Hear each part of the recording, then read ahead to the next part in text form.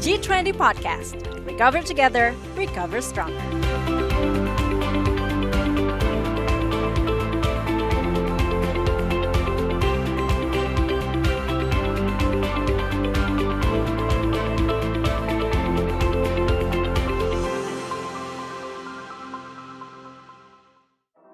Halo, Pura Andita di sini. Apa kabar? Selamat datang di G20 Podcast. Persembahan dari Kementerian Komunikasi dan Informatika Republik Indonesia berkolaborasi dengan Inspigo, Inspiration on the Go.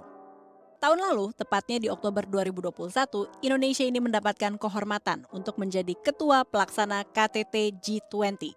Sebuah konferensi dengan signifikansi yang sangat besar. Kenapa? Karena memang selama 2 tahun kebelakang kita ditempa, kita ketemu dengan yang namanya pandemi. Gak gampang, bahkan generasi kita aja gak pernah punya referensi sebelumnya selain baca buku sejarah. Tapi gak ada yang benar-benar bisa nyiapin kita menghadapi pandemi. Ini sudah berlangsung 2 tahun, mudah-mudahan akan terus menurun grafiknya.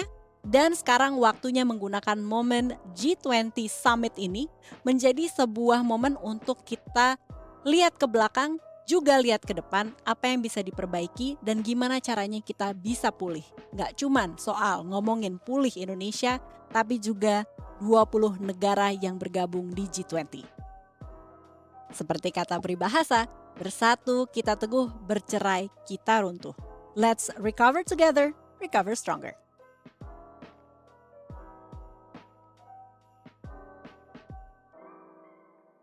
Nah, Inspigoers, ngerasa nggak selama pandemi narasi tentang ekonomi digital ini lagi sering digaungkan? Nah, bersamaan dengan ini G20 di tahun ini juga menjadikan ekonomi digital agenda prioritas. Kenapa? Karena dengan ekonomi digital ini kayaknya kita bisa tumbuh atau bangkit kembali dari resesi. Tapi bersamaan dengan ekonomi digital, merasa nggak kalau ekonomi digital ini lebih banyak dirasakan di daerah-daerah atau masyarakat urban aja? Nah sekarang pertanyaannya gimana nih untuk orang-orang yang tinggal di non-kota besar atau non-urban juga bisa merasakan dampak baik dari ekonomi digital. Nah podcast episode kali ini kita akan ketemu satu sosok yang punya misi itu membumikan ekonomi digital utamanya untuk masyarakat-masyarakat yang non-urban. Gimana caranya? Langsung aja kita sambut, saya ucapkan selamat datang untuk CEO dan juga founder dari Commerce, Mas Novi Bayu Darmawan. Selamat datang Mas Bayu. Apa kabar Mbak Budi? Kabar sehat dan senang banget kita bisa duduk lebih dekat ya kan. Karena sekarang grafik COVID sudah terus menurun, mudah-mudahan positivity rate gak akan naik lagi. Selamat datang, gimana dari Purbalingga loh datang ke Jakarta? Alhamdulillah semuanya lancar, walaupun jauh ya. Makasih loh Mas effortnya udah mau diundang, udah mau datang fisik ke sini. Kita akan mulai yang paling basic dulu. Bisa jadi Inspigoers belum kenal dekat dengan sosok Mas Bayu. Tapi Mas Bayu ini sudah mencuri perhatianku karena cerita hidupnya ini berbeda dengan cerita hidup kebanyakan orang. Kebanyakan orang pengen jadi PNS. Kebanyakan orang seneng tinggal di kota besar utamanya Jakarta. Tapi ini Mas Bayu kebalikan. Dia udah pernah jadi PNS, malah dilepas karir PNS-nya dan membentuk Commerce. Sebelumnya, ini dulu saya kenalnya komunitas namanya Kampung Marketer. Yeah. Bisa cerita dari situ nggak? Keberanian itu datang dari mana? Kok bisa-bisanya melepas posisi jadi PNS? Silahkan ceritanya Mas. Yeah. Halo Inspigoers, teman-teman bisa panggil aku Bayu. Jadi tahun 2017 itu tahun saya mengundurkan diri dari PNS. Saya sangat cinta kepada negara ini, negara Indonesia, seriously kayak gitu. Cuman sekarang saya meniatkan untuk mengabdi kepada negara melalui jalur yang mungkin sedikit saya bisa lebih santai di situ, yaitu di jalur teknologi kayak gitu. Misi saya masih sama-sama mengabdi ke negara melalui jalur teknologi, dan misi saya juga masih sama, bagaimana kita bisa menciptakan dampak. Cuman kita harapkan kayak gitu ya, kalau saya sudah mengembangkan diri di luar PNS, semoga dampak yang saya ciptakan atau saya bawa itu lebih luas kayak gitu. Saya udah di Jakarta itu hampir 8 tahun. Wow. Dari mulai kuliah 3 tahun di sekolah kedinasan yang intinya di situ harus masuk ke sebuah kementerian ya, Kementerian Keuangan.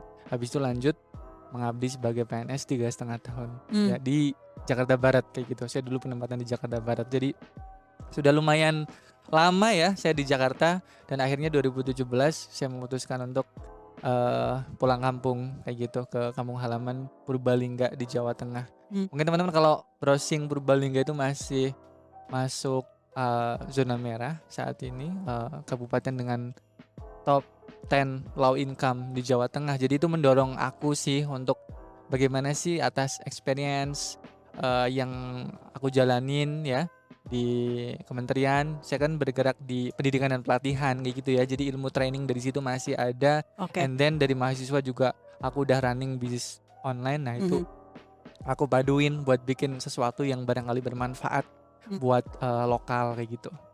Nah dari situ akhirnya bertransformasi menjadi commerce itu kayak gimana dan impact-nya atau dampak yang dirasa waktu fase awal kayak gimana? Ya, awal mula kan berbentuk komunitas. Di situ pada belajar setiap minggunya kan ratusan orang kayak gitu. Bahkan kita sempat bikin grup Telegram, isinya itu udah lebih dari 1.000 orang kayak gitu. Isinya orang-orang situ gitu sekitar Purbalingga. Ya daerah-daerah Ngapak lah kayak gitu kan yang pada belajar gathering offline di situ kayak gitu. Lantas tidak banyak yang berhasil, maksudnya success rate-nya itu nggak hampir semuanya tuh ibaratnya nggak yang bisa berhasil amat lah kayak gitu. Karena apa? Karena setelah aku pelajari sama aja kita bercita-cita untuk menjadikan mereka semua itu entrepreneur. Betul Betul. nggak? Iya. Sementara entrepreneur itu banyak tantangannya kan. Nggak cuma seputar apa ilmu aja, tapi di Oke. luar sana ternyata ada skill tambahan yang mereka harus bekali. Contohnya apa? Leadership, terus modal dan lain segala macamnya kayak gitu. Akhirnya konsep komunitas yang aku nge-training itu aku rubah jadi established company kayak gitu. Kayak Oke. gitu ya. Waktu itu masih namanya Kampung Marketer, cuman udah berbentuk PT kan, PT Kampung Marketer Indo Berdaya kayak gitu. Nah saat itu aku rubah sedikit sih bagi teman-teman yang apa ya enggak mau langsung masuk ke entrepreneur, mereka tuh bisa masuk ke zona nyaman dulu. Oke. Zona nyaman gimana? Alias mereka tiap bulan tuh dapat income dari UMKM. Dengan cara apa? Dengan cara skill yang mereka udah pelajari itu mereka implement ke bisnisnya UMKM. Nah di situ basisnya itu adalah gaji bulanan atas kontribusi si talent ataupun pemuda itu. Nah kita mengconvert dari social movement ya, komunitas ataupun pergerakan sosial ini menjadi company kayak gitu. Dan saat itu namanya masih Kampung Marketer. Lalu berubah jadi commerce itu baru awal tahun 2021. Oh itu pandemi dong itu. Yes, kayak gitu. Wow. Karena itu memaksa kita di awal pandemi itu anak-anak desa itu belum sepenuhnya bisa implementasi WFH kayak gitu. Mereka mau kerja dari rumah itu disuruh apa? Nyari kayu bakar, ngambil air, antar ibu ke ATM, ke pasar kayak gitu, terus lihat anaknya di depan laptop kayak gitu kan, dikira main kayak gitu kan, belum tahu WFH. Jadi saat itu tuh sangat susah dan waktu itu tuh UMKM pada komplain, kenapa kok performa talent yang aku hire di Kampung Marketer kok menurun. Saat itu kita menggodok konsep baru. Saat itu mulai tumbuh startup mindset di tim kami kayak gitu, growth mindset di tim kami. Makanya kita involve libatkan sebuah digitalisasi kayak gitu di Kampung Marketer. Saat itu nafas kami sudah lebih mengglobal lagi vision, mission, and values-nya, lalu kita rubah jadi commerce kayak gitu. Simpelnya kita ingin bagaimana menemani digitalisasi UMKM di dalam dunia e-commerce seperti itu. Kita mulai dari pengembangan tim itu kita digitalisasi dan waktu itu sudah ada apps-nya. Jadi UMKM bisa memonitor talentnya kayak gitu kan melalui apps. Mereka bisa ngeliat performa, mereka bisa menggaji anak muda di daerah situ tanpa tatap muka melalui apps itu. Nah itu awal mulanya perjalanan commerce kayak gitu kan. Jadi enablernya UMKM dimulai dari penyediaan tim untuk UMKM itu kayak gitu. Oke. Berarti ada tim, mohon maaf nih aku bilangnya tim kecil karena mungkin awal ya. Tim kecil yang membantu UMKM ini beroperasi dulu.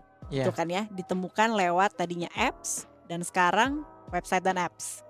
Sekarang kita lanjut. Tadi sudah ada tim yang membantu orang yang mau set up usahanya gitu ya, mengkoneksikan ini. Terus di sisi lain nih Mas, kalau saya mendengar sosok-sosok kayak Mas, itu biasanya saya bukan cuman entrepreneur gitu, saya bukan cuman sekedar berbisnis, tapi juga saya pengen berdampak, punya dampak sosial. Akhirnya bermunculanlah kata-kata atau catchphrase social entrepreneur gitu. Mungkin Mas bisa aja kami lebih mengerti gitu, sebenarnya apa sih yang dimaksud social entrepreneurship? Apakah itu yayasan Hmm, atau bukan? Kemudian bagaimana nih dengan spirit tersebut dikonekkan dengan tim-tim Mas yang tadi? ya, Bisa cerita lebih lanjut? oke. Biasanya kalau saya ngejelasin tentang social enterprise itu bahasa sederhananya itu adalah bagaimana kita bisa berdikari, Mhm. berdiri di atas kaki sendiri tanpa kita ngemis-ngemis kayak gitu kan.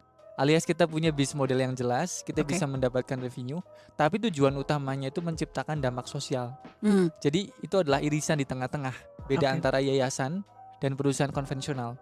Kalau foundation ataupun yayasan itu biasanya hampir semuanya itu apa namanya ya, not berdikari ya. Hmm, Dia tuh kayak dikasih kayak gitu loh, dana hibah dan lain sebagainya, dan baik. kebanyakan tidak ngerunning bisnis untuk mandiri agar bisa sustain kayak gitu. Hmm, Beda juga dengan sisi sebelah kiri yaitu perusahaan konvensional. Mereka profit, profit, and profit kan. oke. Tapi kalau social enterprise itu balancing, Hmm, menyeimbangkan antara bagaimana kita bisa sustain, berdikari, dan bagaimana kita bisa menciptakan dampak sosial.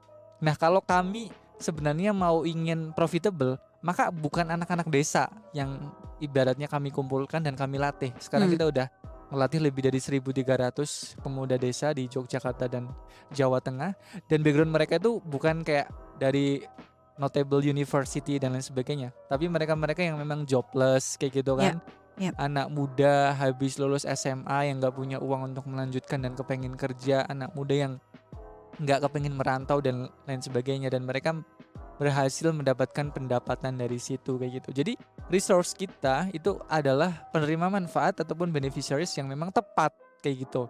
Dan kita juga bisa bertahan atas apa namanya, pendapatan kita kayak gitu. Yang Oke. yang kita dapatkan dari UMKM kayak gitu. Satu waktu kita ngebantu UMKM, satu waktu itu juga kita ngebantuin teman-teman pemuda kayak gitu. Oke, aku mau gali lagi si pemudanya. Kalau memang ada orang, kan nggak semua orang punya spirit mau buka usaha sendiri. Bagus kalau Ya, misalnya mau, berarti akan dibantu nih sama Mas Bayu dengan commerce-nya gitu. ya. Tapi kalau anak-anak muda yang kayak aku mau belajar sama aku mau gajian aja gitu, itu eh, saluran mana yang bisa dipakai dan bagaimana mereka bisa masuk ke dalam sistem yang saling membantu gitu? Oke. Mereka itu sebenarnya nggak suka hal baru sih kalau anak-anak di daerah kayak gitu ya. Makanya metode kita itu bukan yang kayak ini loh teknologi canggih, kamu bisa pakai ini dan lain sebagainya. Enggak.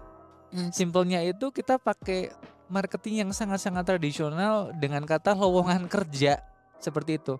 Yang kita Realitanya gitu ya iya, Mas? yang kita Oke, sebar-sebar ke daerah itu bisa nge-attract attention mereka untuk datang dan penasaran, "Loker apa sih?" kayak gitu kan. Ya oke. kita jelasin, "Kalau kalian kepengen dapat penghasilan bulanan, yuk kita ajarin kayak gitu. Hmm, Ini profesi-profesi yang kalian bisa ambil. Nah, untuk bisa jago di profesi-profesi ini, kalian tuh perlu belajar dan mengikuti training kami selama beberapa waktu," kayak gitu. hmm. Nah, itu mereka baru ngeh kayak gitu. Jadi metode metode kita sesederhana itu kayak gitu.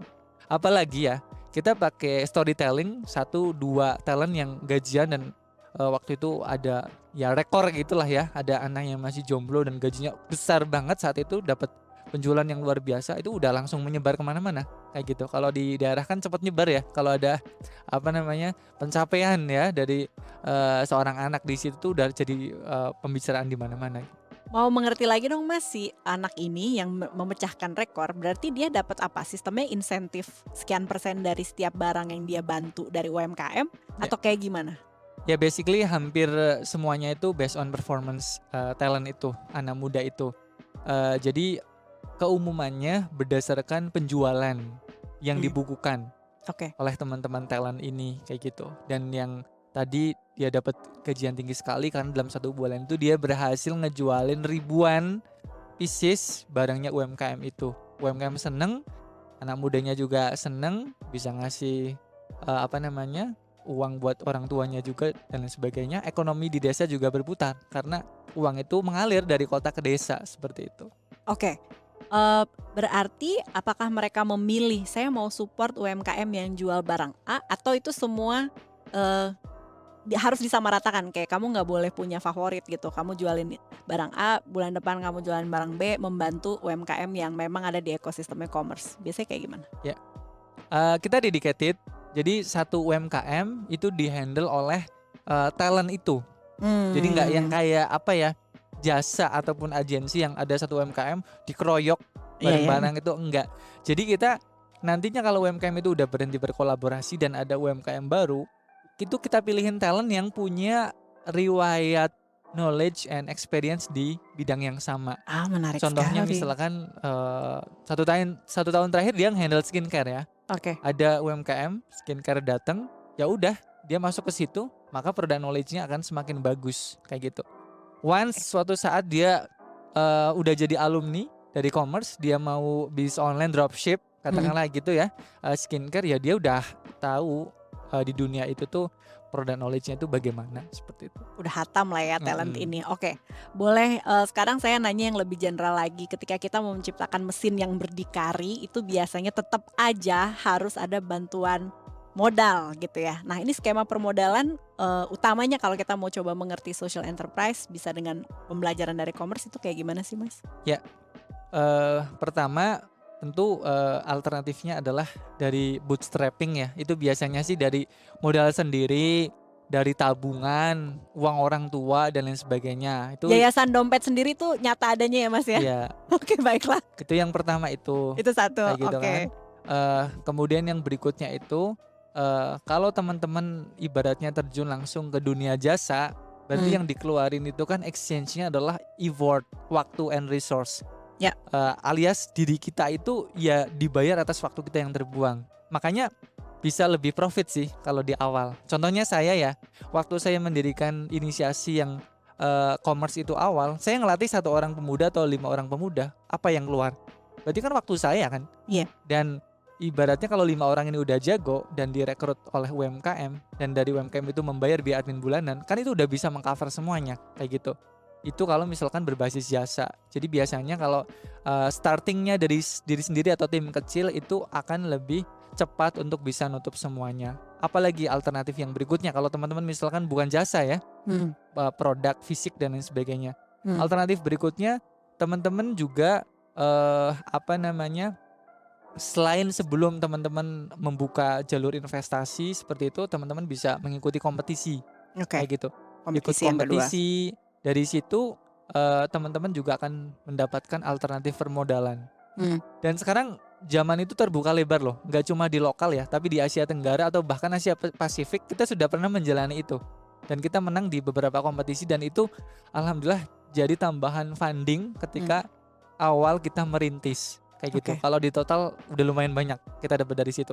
Cuman nggak mungkin sampai sekarang kita stick di situ kan, kayak gitu, karena kita sekarang kalau di e-commerce itu sudah membuka investasi seperti itu kayak gitu.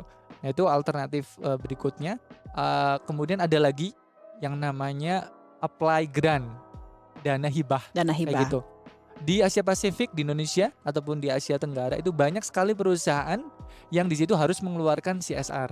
Kayak gitu kan ya. Dan di situ mereka membuka program-program tertentu yang mana teman-teman founders social enterprise bisa apply dari situ.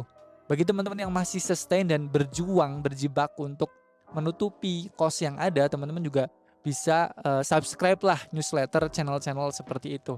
Itu beberapa alternatif teman-teman yang bisa lakukan. Tapi ya, kalau menurut saya mengutip quotes, the best funder is founders. Paham gak maksudnya?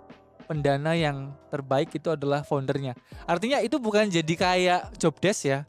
Masa fundraising kemana-mana apa kayak ikut kayak jadi job desk itu. No, tapi tetap sebagai founder social enterprise dia harus mikirin gimana caranya dia bikin produk yang berkualitas sehingga bisa narik banyak user, sehingga revenue utamanya memang dari situ kayak gitu. Itu tadi hanya ibaratnya alternatif aja kayak gitu, atau jadi additional aja seperti itu. Makasih lo udah ngingetin bahwa iya bagus ketemu kompetisi-kompetisi panggung dunia lagi ya, dapat spotlight. Tapi ini yang penting core bisnisnya udah mandiri, berdikari nggak gitu. Itu kayaknya topinya harus selalu dipakai. Oke, sekarang Mas ketika kita berkecimpung dengan cari duit sambil juga dipadukan dengan teknologi. Biasanya itu masalahnya suka ada spektrumnya tuh 2 gitu. Orang yang tertarik, pengen cari tahu tapi nggak punya gadget atau koneksi internetnya bermasalah, Mhm. menantang lah karena dia tidak di kota besar. Atau satu lagi yang sudah mengerti tapi stigma di kalangan terdekatnya, "Kok main gadget terus sih? Cari duitnya kapan?" Gitu. Dan biasanya itu kalau kita masih tinggal sama orang tua ngeliatin, "Kamu ngapain sih depan laptop? Mendingan bantuin ibu nih, bunda nih, jualan di warung atau apalah," gitu. Bisa diceritain nggak gimana kita bisa mengelola si 2 paradoks ini supaya jadi lebih produktif? Ya, pertama waktu itu ada cerita ya. Jadi ada kayak, seorang guru gitu datang ke tempat yang memang kita udah siapin buat anak-anak kerja gitu kan. Ya langsung spontan aja, "Mas aku mau nge-net," kayak gitu kan. Dikira kita tuh kayak tempat buat kayak Warnet ya? warnet dan seterusnya lah. Itu waktu kita awal-awal buka kayak gitu ya. Jadi Itu tahun berapa sorry Mas? ya berarti 2017, 17 banget ya? 2018 Oke ya oke. kayak gitu. Nah, eee, awal itu memang belum banyak yang tahu kayak gitu. Mmm, Bagaimana kita caranya mempopulerkan ataupun, biar orang tua itu pada tahu kayak gitu kan. Simpelnya kita biasanya, apa namanya, ngasih pemahaman ke anak-anaknya yang memang kerja. Karena kalau kita langsung direct ngomong ke orang tua mereka ataupun masyarakat itu agak susah menjelaskannya dan effort-nya itu luar biasa. mhm. Makanya dari pemuda-pemuda itu yang biasanya akan menceritakan kayak gitu ya. Ya simpelnya sederhana sekali kayak gitu, "Saya jualan." Kata kuncinya Iya, jualan. saya jualan produknya orang di Oke. kota kayak gitu, tapi di online kayak gitu kan. Mmm, Jawabin chat, mhm. WA kayak gitu kan, jawabin, apa namanya, live chat kayak gitu di marketplace dan seterusnya. Itu menurutku, jualan di online produk orang lain kayak gitu tuh menurutku jawaban yang sangat sederhana dan bisa dicerna oleh orang-orang tua dan habis Oke. itu diakhiri tiap awal bulan saya dapat gaji dari mereka karena saya udah kerja jualin produknya orang-orang kota kayak gitu. Itu hal yang menurutku sangat mudah dicerna dan lama-kelamaan orang tua memahami kalau lagi pegang HP ya dia lagi jualan, lagi di Mmm, laptop ya dia lagi jualan, lagi ngebantuin, produknya orang-orang kota. Lalu bagaimana sih kita nge-tackle infrastructure gitu kan ya, mhm. masalah koneksi. Jadi, kita udah kaji di awal agar tidak membebani kos kami, biaya kami, kita tuh pakai prinsip sharing ekonomi. Jadi device-nya itu dari UMKM yang mau merekrut. Jadi ketika mereka mau merekrut, tanda tangan MOU mereka harus mengirimkan device itu. Jadi hampir Oke tiap hari itu ada paket-paket yang datang ke desa dan itu isinya kalau dibuka itu HP, laptop HP, laptop HP, laptop kayak gitu. oke. Dan itu inventaris titipan. Mmm, Suatu saat kalau berhenti berkolaborasi kita kirim balik. Dan data oke. itu juga tercatat di app sih. Jadi tercatat, UMKM ini device-nya ini dititipin sejak tanggal berapa kayak gitu kan. Itu, pertama mengurangi beban kami, yang kedua langsung sih dari anak-anak muda itu langsung dapet kan, langsung Iya. dapet, smartphone yang mungkin nggak nge-hang kayak dulu, laptop yang juga speknya bagus kayak gitu kan untuk mereka bisa operate itu. Itu device. Bagaimana kalau koneksi? Oke. Awal-awal banyak yang nggak tertarik sih, kayak gitu, masuk ke pelosok-pelosok kayak gitu kan, provider internet yang teman-teman tahu sendirilah siapa aja pemainnya gitu. Mmm, Ya awal-awal kami berjuang, mhm. bagaimana kami nembusi provider lokal yang dia reseller koneksi Oh dari provider besar terus oh, dia bikin tower-tower di desa, kayak wow. gitu ya dan, di situ walaupun sudah ada tower-tower di desa, tapi kalau di rumah anak-anak itu masih kesulitan. Jadi ketika nge-handle chatting biasanya sambil buka jendela agak naik dikit di HP-nya di kayak giniin tuh biar ada koneksi itu ya. Jadi ada chat masuk dari Wow. pembeli itu kayak effort gitu. Kalau dia udah di luar jam kerja ya, kalau Ya, udah di rumah. Tapi waktu itu kita, dengan provider lokal itu, internet kita konekin ke tempat-tempat pusat pemberdayaan yang kita bikin. mmm, Kalau sekarang ada sekitar 21, berarti kalau sama Jogja sekitar 23 kita nyebutnya, empowerment center ya, ya pusat pemberdayaan. Di situ ya. diisi kurang lebih 30 sampai 50 orang. Nah masih ngomongin impact, apalagi yang dirasa, "Oh ini semakin menggurita nih, ini bener nih, apa yang aku lakukan berdampak." Ya, eee, yang paling kelihatan sih tanda-tandanya pihak, showroom motor itu udah udah mulai kayak, apa ya, bikin stand di depan-depan empowerment center itu kayak gitu. Karena apa ya? Ya walaupun bagi sebagian orang mungkin beli motor itu kayak ya biasa gitu ya. Tapi bagi aku waktu itu yang baru merintis inovasi sosial ini kayak sangat apa ya? Menyentuh banget lah kayak gitu ngelihat anak-anak kok bisa pada ganti motor baru yang awalnya itu apa namanya motor orang tua kan, tapi berjejer itu pada motor-motor baru itu alhamdulillah banget itu loh. Dapat gajinya itu dari UMKM yang mungkin waktu itu belum sama sekali belum pernah ketemu kan, dia dapat gaji bulanan itu luar biasa dan apa namanya, eee, hal yang memang waktu itu aku bangga kita bisa bagi-bagiin pendapatan ke teman-teman pemuda itu per bulannya udah lebih dari 1 miliar kayak gitu. Dan itu ya menurutku alhamdulillah sampai sekarang pun kita masih konsisten kayak gitu untuk, apa namanya, berkontribusi kepada teman-teman pemuda kayak gitu. Bahkan ada yang, apa namanya ya, dampaknya sangat luar biasa. Mereka yang sudah lama kayak gitu kan ya, izin untuk, membangun bisnis sendiri atas ilmu yang memang sudah pelajari di commerce seperti itu. Bahkan sekarang mereka itu menggunakan layanan commerce kayak gitu. Layanan commerce alias dulu yang kita sebut partner itu UMKM, sekarang partnernya itu adalah sebelumnya dia jadi talent kayak gitu ya. Dia udah jadi pebisnis. Ada yang memang timnya itu dari tetangganya, ada juga yang pakai timnya yang di commerce dan dia pakai layanan yang lain dari commerce. Sekarang kan ada banyak layanan ya kayak gitu, layanan apa namanya, buat mensolusikan pengiriman, pergudangan dan lain sebagainya itu bahkan tercipta entrepreneur online kayak gitu yang ibaratnya menggurita tetangga-tetangganya diajakin jadi tim bisnis mereka kayak gitu. Jadi kalau Inspigors main ke Purbalingga dan sekitarnya, walaupun di situ apa ya kayak ya desa kayak gitu ya, tapi di balik rumah-rumah itu tuh banyak entrepreneur online kayak gitu. Mantap. Tunggu, berarti yang disebut empowerment center di bawah commerce itu biasanya dalam bentuk rumah atau Ya, kayak ruko yang disewa untuk semua orang bisa ke sana dan kerja? Kayak apa sih bentuknya, Mas? kalau di desa kan jarang banget ada ruko ya. Di sana kebanyakan ya rumah pribadi kayak gitu kan. Kayak gitu yang memang udah nggak kepake, terus kita sewa. Terus Sewa. ya kenapa kita kumpulin di situ, karena untuk membantu UMKM itu nggak bisa yang talentnya itu anak mudanya itu langsung ngomong ke UMKM untuk semua aktivitas. Mmm. Pertama apa, karena dari sisi speaking kadang masih kurang percaya diri kan. Makanya kita ada tim manajemen namanya supervisor ya kan, yang membantu agar performa anak-anak muda dalam satu empowerment center itu tetap bagus. Dan itu menjadi perwakilan jembatan untuk ngomong ke UMKM ketika ada kendala kayak gitu. Luar biasa, keren ya, bener-bener menggurita tuh tidak hanya dalam bentuk bisnis baru yang gabung, tapi juga talent-talentnya.